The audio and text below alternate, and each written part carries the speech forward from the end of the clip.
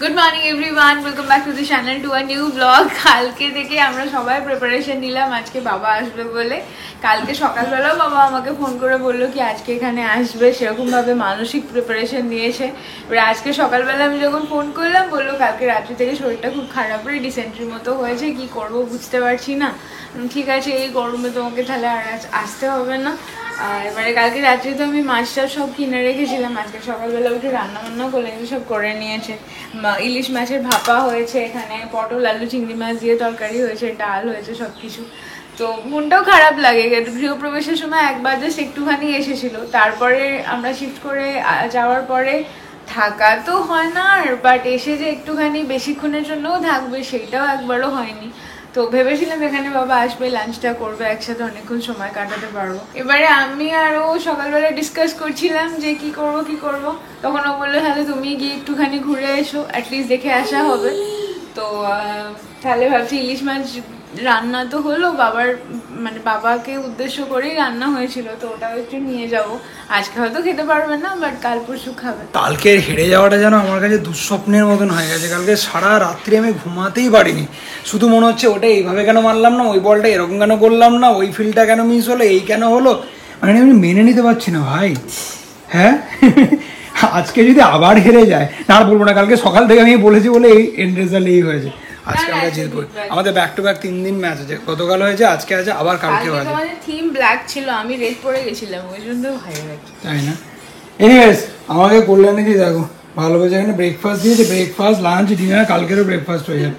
কালকে থেকে দেব কত দেই বাপরে বাপ, আম দিয়েছি একটা, আমেই তো কত হয়ে যায়।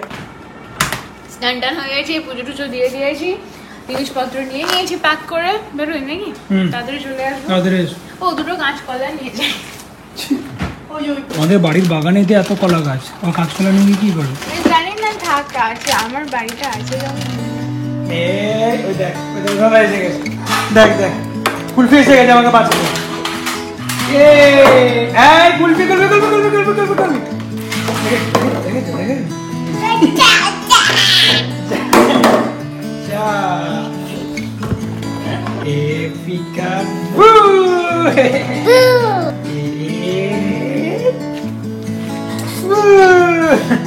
কই রে, কই নিউটা, কই নিউটা, কই কই নিউটা, কই এই দুই ভাই লুকিয়েছে।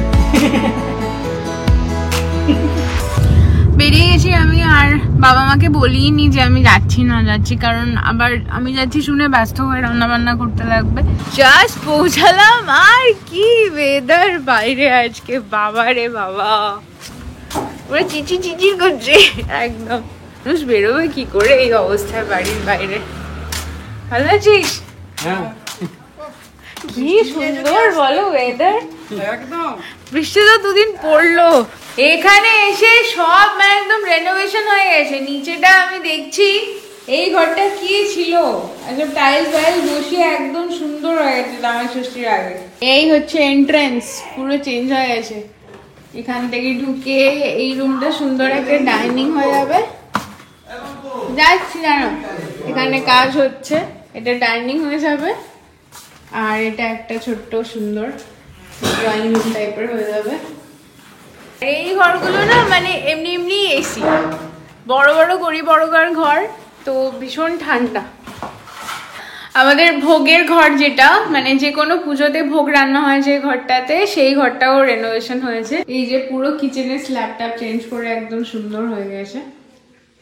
এই সিঙ্কটা চেঞ্জ করা খুব দরকার ছিল, এটা পুরো আমাদের গ্রানাইটের সিঙ্ক ছিল, যেটা লাস্ট ভোগ রান্নায় ভেঙে গেছিল, অলমোস্ট অনেক দিন ধরে ছিল, এটা খুব দরকার ছিল। দুজনে থাকলে যা হয়, বাবা বলেছে খাবে না দুপুরবেলা, মুড়ি আর জল খাবে, সেন্স পেট খারাপ, আর মায়ের জন্য জাস্ট ভাত করিয়েছে মা। তো আমি বললাম এবার রাত্রিবেলা আমাদের বাড়িতে যে রান্না করে আর কি, সে আসবে, কিন্তু তারও শরীরটা একটু খারাপ। তো আমি বললাম কি আমি ঝোলটা বানিয়ে দিই, যদি ইচ্ছা করে তো দুপুরবেলায় ভাত দিয়ে খাও, আর নাহলে রাত্রিবেলা খাবে। বাবারা স্নান করছে এখন, তো আমি পটপট করে একটু ঝোল বানিয়ে দিই কাঁচকলার। এই আমার সব সবজি কাটা হয়ে গেছে, এখানে আমার ঝোলে সবজি আমি বসিয়ে দিয়েছি। এত শরীর খারাপ, বাট তার মধ্যেও স্নান করে ফুল তুলে পুজোটা কিন্তু দেওয়া যায়। গোপাল নেই, অন্য একজনের পালা আছে। বাবা এদিকে রোজকারের পুজো করছে।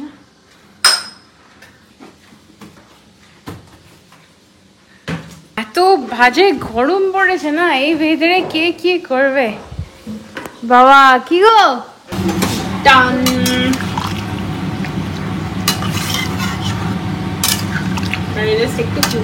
এলাম, জোর করলাম তাই, না হলে মুড়ি খেয়ে হয়ে যেত। মা বলেছিল ভাতে ভাত, একটু ওই কি গোবিন্দভোগ চালের ভাত করেছিল, তাই ভাতটা আবার বসাবো। আজকে ওপরে এখানে এসে কিছু পুরনো পেন্টিংস বার করলাম, যেটা এই পুরনো ইউনিটটার মধ্যে ছিল। ম্যাক্সিমামই খারাপ হয়ে গেছে, একদম কাগজগুলো ক্রিজ পড়ে গেছে, ছিঁড়ে ছিঁড়ে মতো গেছে। আর আধা নেই, আধা হয়তো আঁকিবুকিতে যেখানে আমি আঁকা শিখতাম আর কি, নিখিলেশ স্যারের কাছে, ওখানে রাখা ছিল। বাকি এদিক ওদিক হয়ে গেছে। তো কয়েকটা আছে, 4টে, আমি তোমাদের সাথে শেয়ার করি। দেখো, একজন লেডি এখানে বাড়িতে বসে চুপড়ি বানাচ্ছে, এইটা একটা, এটা একটা ফোলিয়েজ, আর এটা একটা আউটডোর পেন্টিং। এই দুটো ওয়াটার কালার, এটা ক্যানভাস পেপারের ওপরে অয়েল পেন্টিং, এটাও তাই।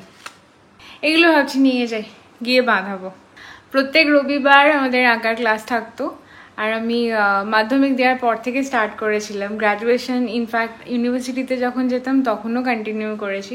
হয়তো প্রত্যেক রবিবার হতো না, বাট যখনই টাইম পেয়েছি তখনই গেছি, প্রত্যেক রবিবার গেছি। স্যার মানে ওনার মতো মানুষ হয় না। Still painting, foliage, outdoor painting, ক্যানভাসের ওপরে সব কিছু, কত রকম পেন্টিং করতাম। ম্যাক্সিমাম ওখানে বসেই করতাম, তো ওখানেই রাখা থাকতো। স্যারের একটা এরকম বড় গোডাউন মতো হয়ে গেছিলো, সবার পেন্টিংসই ওখানে থাকতো মোস্টলি। আর কিছু কিছু এখানে আনতাম। বড় বড় ক্যানভাসগুলো তো বাসে করে আনা সম্ভব হতো না সবসময়, তাই পেপারেই করতে প্রেফার করতাম। আর এগুলো স্মৃতি, এখানে এরকমভাবে থাকে থেকে খারাপ হয়ে যাবে, নিয়ে গিয়ে বাঁধিয়ে রাখলে অ্যাটলিস্ট ইহু বড় হলে দেখতে পারবে। বাবা বাবুর জন্য নিয়েছিল এই একটা সেট আর এই একটা সেট। আর এই যে পূজার রুমে এই পেন্টিংটাও আমার 2008-এর পেন্টিং, এই যে অর্পিতা 2008। আরও একটা ক্যানভাস এখানে লাগানো থাকতো, বাট ওটার অবস্থা খুব খারাপ। কেমন আছো বলো? আছি তো, তোমাদের যে ঈশ্বরের করুণায়, তোমাদের সহযোগিতায়। ফাইনালি আমরা খেতে বসলাম, আমি, মা একটু পরে খাবে, আর বাবা। প্রায় 14-15 বার হয়েছে হয়েছে। বেলা একটার সময় চানাচুর, ছুরি ভাজা, হ্যাঁ, এসব দিয়ে চা বিস্কুট দিয়ে চা খায়। একটার সময়। বাহ, এই কমপ্লেন মোটামুটি ঘরে ঘরের একই ব্যাপার। আমি এগুলো এনেছিলাম, এটা ওদের ঝোল।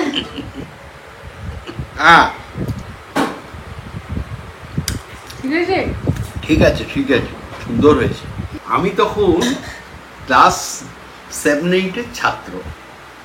আমাদের সকালবেলা কোনোদিনই টাইমে রান্না হতো না। তার কারণ হচ্ছে ঠাকুমার উন্নাসিকতা, মা দুনিয়ার কাজ করবে, এই রকম ধরনের। তখন জ্যাঠিমার বাড়ি থেকে, মানে সুমিতদাদের বাড়ি থেকে আমার ভাত বরাদ্দ ছিল একেবারে। জ্যাঠিমা সকালবেলা বিকেলবেলা এসে বলে যেত, প্রতিভা, চাঁদুর জন্যে কোনো রকম তুমি যেন চিন্তা ভাবনা করো না, ওর জ্যাঠামশাই খেয়ে যায়, যা থাকে তাতে ওর হয়ে যাবে। জ্যাঠিমা কিন্তু ওটা কারোকে দিত না। তা মা, আমিও বলতাম যাও জ্যাঠিমার কাছ থেকে নিয়ে এসো। ধরো বুতাদি ছিল, বুতাদি বলতো, হ্যাঁ, বাবার তো শুধু দোল, বাবার দোল, বাবা তো দোল না হলে খেতে পারে না। সেই দোল মনে পড়ছে আজকে, বাবা দোল না হলে খেতে পারে না, বাবার শুধু দোল। কোথায় গেল সব? আমিও খাচ্ছি, সুন্দর হয়েছে ঝোলটা, নিরামিষ ঝোল, তার সাথে কাঁচা পেঁয়াজ আর মাছ। তো কালকে শনিবার, বাবা খাবে না, মা খাবে না, সেই রবিবার, তো আমি একটুখানি টেস্ট করবো। খাওয়া দাওয়া হলো, বাড়িতে দুজন থাকার প্রচুর প্রবলেম। আর কালকে শনিবার, কালকে সব নিরামিষ। পরশু দিনকে বাবা সেবা কেন্দ্রে খাবে, হয়তো সোমবার দিন মাছ খাবে।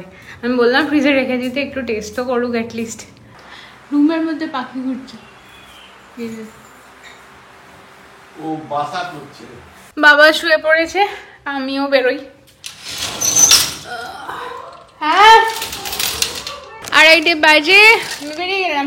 টাটা। হ্যাঁ এসো, সাবধানে থাকো, আবার এসো। আবার তাড়াতাড়ি চলে এসো। হ্যাঁ। আর আরও একটা জিনিস, তোমরা অনেকে আমাকে পার্সোনালি মেসেজ করে বলছো গ্রেপসে ডগেদের জন্য হার্মফুল বা ডেঞ্জারাস, সেটা আমি জানতামই না, এই রিসার্চটা আমরা করিনি। আর এমনি ও সেরকম কোনো ফলই খায় না, মাঝে মাঝে একটু আধটু কলা খায়, রেস্ট ও শুকে ফেলে দেয়। আপেল টাপেল অনেকবার ট্রাই করেছি, খায়নি। বাকি কুলফির ডায়েট বলতে সকালবেলা উঠেই ও কার্বস খায়, রাইসও দিই না সেরকম, মাঝে মাঝে দিই, না হলে ও মিষ্টি আলু খায়, লাউ খায় আর চিকেন খায়, এটাই ওর ডায়েট, দুবেলা তাই খায়। বাট মাঝে মাঝে আমরা কিছু খাচ্ছি তো সেখান থেকে ও এমনভাবে তাকিয়ে থাকে, সেটা একটু দিলাম, একদম অল্পই দিই, জাস্ট ওই ও তাকিয়ে থাকে বলে না দিয়ে খেতে পারি না। আর মিষ্টি খেতে প্রচণ্ড বেশি ভালোবাসে, তো একটা আধটা মিষ্টি মাঝে মাঝে আমি দিই, এই হচ্ছে ব্যাপার। বাকি ফল খায় না। এবারে সেদিনকে গ্রেপসটা ওরকম ভালোবেসে খেলো, তাই আমি ভাবলাম কি দিই। এবারে আমি বুঝে দিইনি ওকে, কমপ্লিটলি না বুঝেই দিয়েছিলাম। এলাম বাড়িতে, পুরো হাওয়া দিচ্ছে। আজকে আমাদের হাউস ক্লিনিং ডে, যেটা এখন প্রত্যেক মাসে 1-2 বার হয়। আর এত ভালো সে কাজ করে, প্রত্যেকটা রুমস বাইরে ভেতরে এক একটা জিনিস সরিয়ে সরিয়ে, সেটা এই পটগুলোই বলো ফার্নিচার বলো, একদম দারুণ কাজ। বিকেলে এখন 4:30, ওর পেয়ে জাস্ট এলো, রিও ঘুম থেকে উঠে গেছে, এদিকে সমস্ত গাছে জল দেওয়া হয়ে গেছে। এই ব্যাস,